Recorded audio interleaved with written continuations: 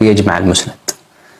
وقبله أستاذه الإمام الشافعي ربته أمه وصنعت منه شخصية مؤثرة، فكان أعلم أهل الدنيا في زمانه.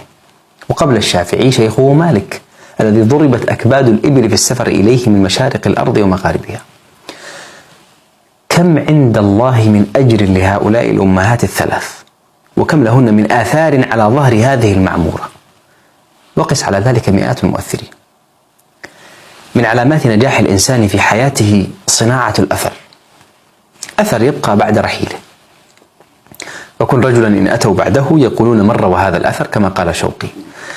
المخيف أن الأثر ليس دائما محسوب لك، قد يحسب عليك.